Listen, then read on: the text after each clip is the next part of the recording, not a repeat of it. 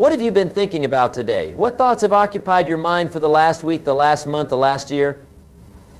Because I'm telling you, those thoughts are shaping your destiny right now, whether you realize it or not. The quality of your life is determined by the quality of your thoughts, and if you want to change your life, you must first change what goes on between your ears. You see, most people go through life like sleepwalkers. They let their minds wander wherever they will, accepting whatever thoughts happen to drift in. They think thinking just happens to them like the weather. But successful people understand something different. They understand that thinking is a skill, and like any skill, it can be developed, refined, and directed towards specific outcomes. The human mind is the most sophisticated computer ever created, yet most people use it like a simple calculator. They use this incredible instrument to figure out what they can't do, why something won't work, or how to get by with the minimum effort. But what if you use that same mind to design your ideal life? What if you use it to solve problems instead of creating them? What if you used it to focus on possibilities instead of limitations? I learned this lesson the hard way. For the first 6 years of my working life, I had pennies in my pocket and nothing in the bank. I was confused about life, confused about money, confused about how to make things work. I had all the potential in the world, but my thinking was poor. My thinking was scattered. I was thinking about what I didn't want instead of what I did want. I was thinking about my problems instead of solutions. I was thinking like a victim instead of like a victor. Then I met my mentor, Earl Schoaf, and he taught me something that changed everything. He said, Jim, if you want things to change, you have to change. If you want things to get better, you have to get better. And the way you get better is by changing how you think. He taught me that success is not something you pursue. Success is something you attract by the person you become. The mind works in a very specific way. Whatever you focus on consistently, whatever you think about repeatedly, whatever you dwell on regularly, your mind accepts as instruction. It doesn't argue with you. It doesn't question whether what you're thinking is true or false, good or bad, right or wrong. It simply takes your dominant thoughts as orders and goes to work to make them reality. This is why it's so crucial to be selective about what you allow into your mental space. Your mind is like a garden. You can plant flowers or you can plant weeds. You can plant thoughts of abundance or thoughts of scarcity. You can plant thoughts of possibility or thoughts of limitation. You can plant thoughts of success or thoughts of failure. But here's what you cannot do. You cannot plant nothing. If you don't deliberately plant positive, constructive thoughts, your mind will automatically fill itself with whatever random thoughts happen to be floating around in your environment. Think about this for a moment. What kind of thoughts are floating around in your environment? What are the people around you thinking about and talking about most of the time? Are they talking about their dreams and goals and possibilities? Are they discussing ways to improve and grow and contribute? Or are they complaining about the economy, the government, their jobs, their health, their relationships, and everything else that's wrong with the world? You see, most people spend their time rehearsing their problems instead of rehearsing their possibilities. They practice failure instead of practicing success.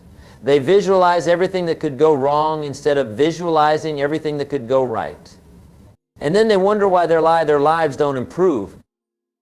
But you can choose differently. You can choose to think like successful people think. You can choose to focus on what you want instead of what you don't want. You can choose to look for opportunities instead of obstacles.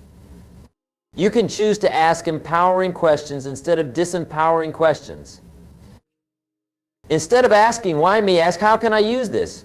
Instead of asking, what if it doesn't work? Ask, what if it does work? Instead of asking, why is this so hard? Ask, how can I make this easier? Instead of asking, why don't I have enough money? Ask, how can I create more value for others? The quality of your questions determines the quality of your life. Now, let me tell you about the power of acting as if you already are what you want to become. This is one of the most transformative concepts you'll ever encounter. When you act like the person you want to be, when you think like the person you want to become, when you make decisions like the successful person you're becoming would make them, something magical happens. You begin to attract the circumstances, the opportunities, and the resources that are consistent with your new way of thinking and acting. If you want to become wealthy, start thinking and acting like a wealthy person thinks and acts. How does a wealthy person handle money? They're careful with it. They invest it wisely. They don't waste it on frivolous things. They look for ways to make their money work for them. They associate with other successful people. They read books about business and investing. They take calculated risks. They think long term.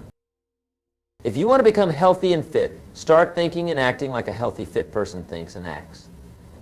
How does a healthy person treat their body? They eat nutritious foods. They exercise regularly. They get enough sleep. They manage stress effectively. They surround themselves with other health-conscious people. They make their health a priority, not an afterthought. If you want to become successful in your career, start thinking and acting like a successful professional thinks and acts. How does a successful person approach their work? They're always learning and growing.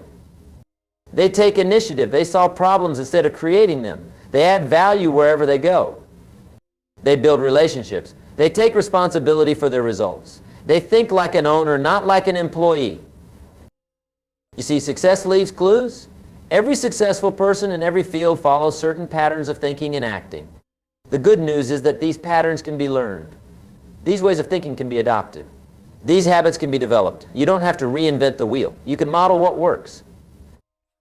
But here's the key. You have to act as if you already are the person you want to become, even before you see the external evidence. This requires faith. This requires belief in yourself and in the process. This requires you to override the voice in your head that says, "Who are you kidding? You're not successful. You're not wealthy. You're not healthy. You're just pretending." That voice is the voice of your old programming, your old way of thinking. It's the voice of limitation, the voice of scarcity, the voice of fear. But you have a choice. You can listen to that voice, or you can choose to think differently. You can choose to think thoughts that serve you instead of thoughts that sabotage you. Let me give you a practical example of how this works. Several years ago, I met a man who wanted to become a professional speaker. At the time, he was working in a factory making just enough money to get by, but he had a dream. He wanted to travel the world, sharing ideas that could help people improve their lives. He wanted to write books. He wanted to make a difference. Now, he could have looked at his current circumstances and said, "I'm just a factory worker. I don't have a college degree. I don't have any speaking experience. I don't have any connections in the industry.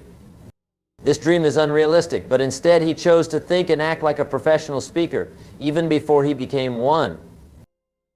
He started studying successful speakers. He read their books. He listened to their recordings. He attended their seminars. He practiced speaking every chance he got. He joined Toastmasters. He volunteered to speak at local organizations for free. He started thinking of himself as a speaker who happened to work in a factory, rather than a factory worker who had a dream of speaking. And you know what happened? Within 2 years, he was making more money speaking part-time than he was making at the factory full-time.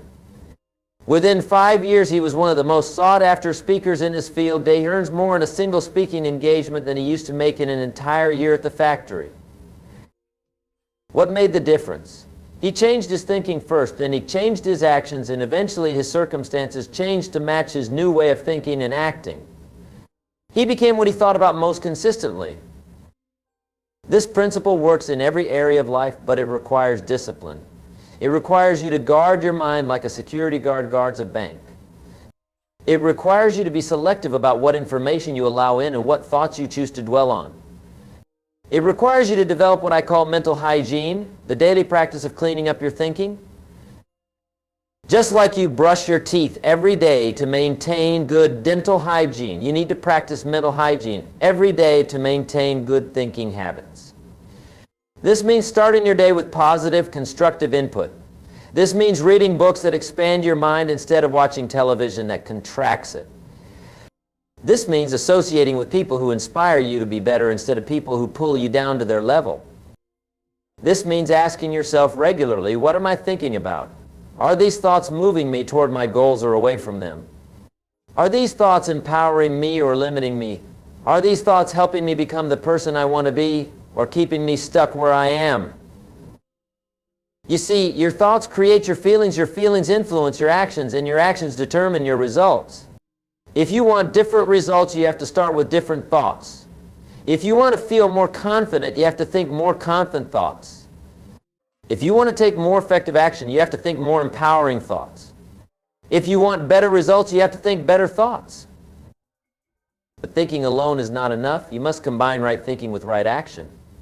You must act on your thoughts. You must behave consistently with the person you're becoming. You must make decisions based on where you're going, not where you've been. You must invest your time, energy, and resources in activities that are consistent with your new identity. If you see yourself as a successful entrepreneur, how would you spend your time? Would you spend it watching television or reading business books? Would you spend it complaining about the economy or looking for opportunities? Would you spend it making excuses or making progress? Would you spend it with people who discourage your dreams or people who support your vision? The answer is obvious, isn't it? But here's what most people do. They say they want to be successful, but they continue to think and act like unsuccessful people. They want the results that successful people get, but they're not willing to pay the price that successful people pay. They want the destination, but they're not willing to take the journey. Success is not an accident. Success is not luck. Success is not a matter of circumstances or connections or being in the right place at the right time. Success is a matter of thinking and acting consistently with success over an extended period of time. Success is a matter of becoming the kind of person who attracts success. And how do you become that kind of person? You start by changing your thinking. You start by feeding your mind with positive, constructive, possibility-oriented thoughts. You start by studying successful people and modeling their patterns of thinking and acting. You start by acting as if you already are the person you want to become. Now, let me address something that stops many people from applying this principle. They say, but Jim, isn't this just positive thinking? Isn't this just pretending? Isn't this just wishful thinking? No, it's not. There's a big difference between positive thinking and right thinking. Positive thinking says everything is wonderful. Right thinking says everything is as it is, but I can choose how to respond to it. Positive thinking ignores problems. Right thinking acknowledges problems but focuses on solutions. Positive thinking is passive. Right thinking is active. Positive thinking hopes things will change. Right thinking changes things. When I talk about thinking like the person you want to become, I'm not talking about denial or fantasy or wishful thinking.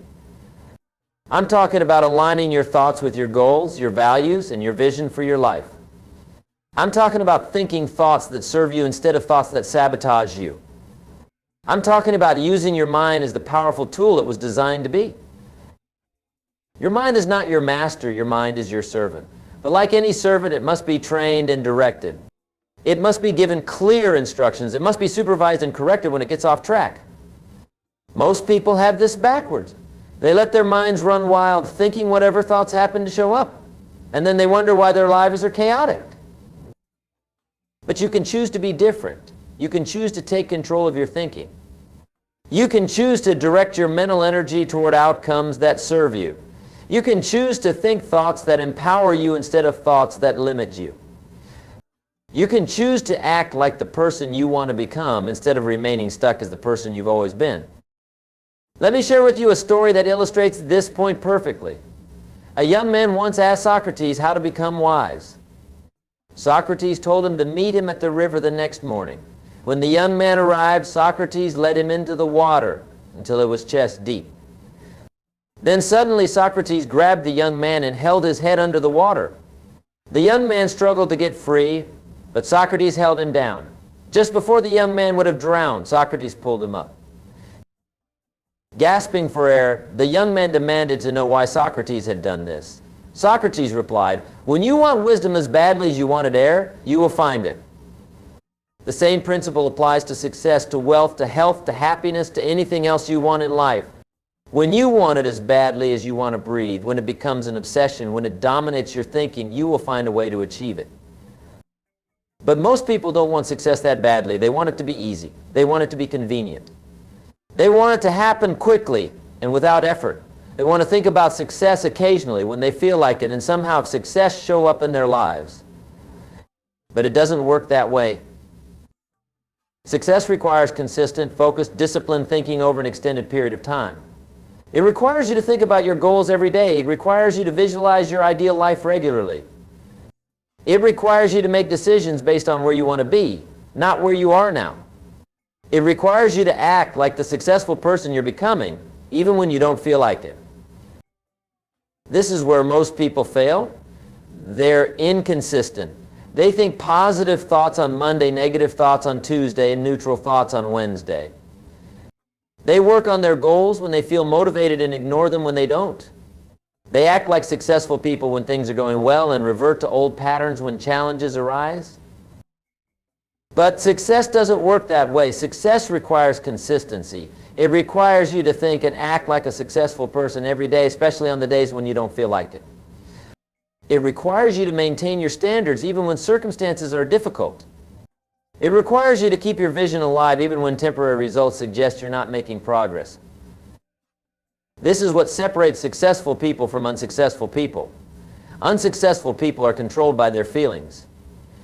They do what they feel like doing. They think what they feel like thinking. They act based on their moods and circumstances. But successful people control their feelings. They do what needs to be done regardless of how they feel. They think thoughts that serve their goals regardless of their circumstances. They act based on their commitments, not their emotions. If you want to join the ranks of successful people, you must develop this same discipline. You must learn to control your thinking. You must learn to direct your mental energy toward outcomes that serve you. You must learn to act consistently with the person you're becoming, regardless of how you feel or what circumstances you're facing. Now, let me give you some practical strategies for implementing this principle in your daily life. First, start each day by reviewing your goals and visualizing your ideal life. Spend at least 10 minutes every morning thinking about where you want to be and what you want to accomplish. Picture yourself already achieving your goals. Feel what it would feel like to be the person you want to become. This sets the tone for your entire day and programs your subconscious mind to look for opportunities that are consistent with your vision. Second, throughout the day, monitor your thoughts. Catch yourself when you're thinking thoughts that don't serve you and consciously redirect your thinking toward thoughts that do serve you. This takes practice, but it gets easier over time. Remember, you can't control the first thought that pops into your head, but you can control the second thought and every thought after that. Third, ask yourself regularly, what would the person I want to become do in this situation? Then do that. Make decisions based on your future identity, not your past identity. Act consistently with the person you're becoming, not the person you've been. This single practice will accelerate your progress more than anything else you can do. Fourth, associate with people who think like you want to think and act like you want to act. The people you spend time with have a tremendous influence on your thinking. If you want to think like successful people think, spend time with successful people. If you want to think like healthy people think, spend time with healthy people. If you want to think like happy people think, spend time with happy people. Fifth, feed your mind with positive, constructive input every day. Read books that expand your thinking. Listen to recordings that inspire you. Watch videos that teach you something valuable. Attend seminars that challenge you to grow. Your mind is like a computer. The quality of the output depends on the quality of the input. Sixth, practice gratitude daily. Grateful thinking is powerful thinking. When you focus on what you have instead of what you lack, when you appreciate what's working instead of complaining about what's not working, you put yourself in a positive, resourceful state of mind. This attracts more things to be grateful for. Seventh, set aside time each week to review your progress and adjust your thinking if necessary. Are you thinking thoughts that are moving you toward your goals or away from them? Are you acting consistently with the person you want to become? Are you making progress toward your vision? If not, what adjustments do you need to make? Remember, becoming successful is not about getting lucky or being in the right place at the right time. It's about consistently thinking and acting like a successful person until you become one. It's about training your mind to focus on possibilities instead of problems, solutions instead of obstacles, opportunities instead of excuses. The power to transform your life lies within you. It lies in your ability to choose your thoughts. It lies in your ability to direct your mental energy toward outcomes that serve you. It lies in your ability to act like the person you want to become even before you see the external evidence. You see, most people have this backwards. They think they'll start acting like a successful person after they become successful. They think they'll start thinking like a wealthy person after they become wealthy. They think they'll start behaving like a healthy person after they become healthy. But it works